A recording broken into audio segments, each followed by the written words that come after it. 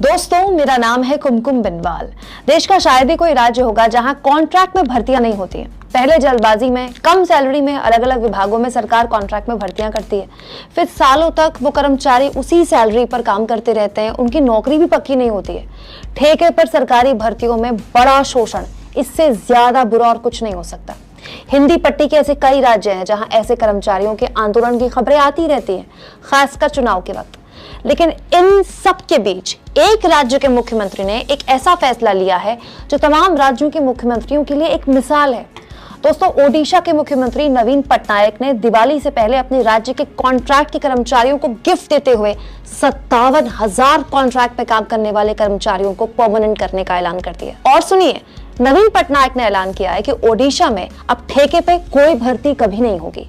दोस्तों, ये फैसला ओडिशा सरकार पर 1,300 करोड़ रुपए का एक्स्ट्रा बोझ लगाएगा। फिर भी सीएम ने फैसला लिया, जो कि ऐतिहासिक है। नवीन पटनायक दोस्तों देश के उन कुछ चुनिंदा मुख्यमंत्रियों में से हैं जिनके ना तो आपने कभी अखबारों में बड़े बड़े एड्स देखे होंगे, ना ही टीवी में उनके लंबे चौड़े भाषण आपने देखे होंगे, क्योंकि वो विज्ञापनों पे पैसा नहीं खर्च करते।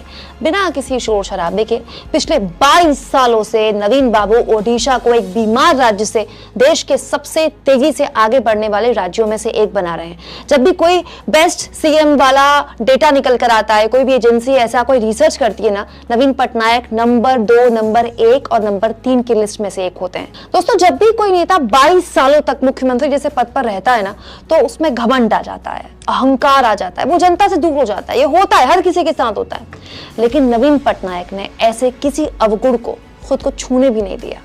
क्या आप जानते हैं, नवीन पटनायक शायद देश के इकलौते ऐसे मुख्यमंत्री हैं जो अपने राज्य की भाषा नहीं बोल सकते, नहीं आती उनको बोलनी, लेकिन उससे ऊपर जाकर नवीन पटनायक ने अपने राज्य के लोगों के मन की बात समझी और पूरी तरह से कॉन्ट्रैक्ट भर्ती ही अपने राज्य में खत्म कर दी।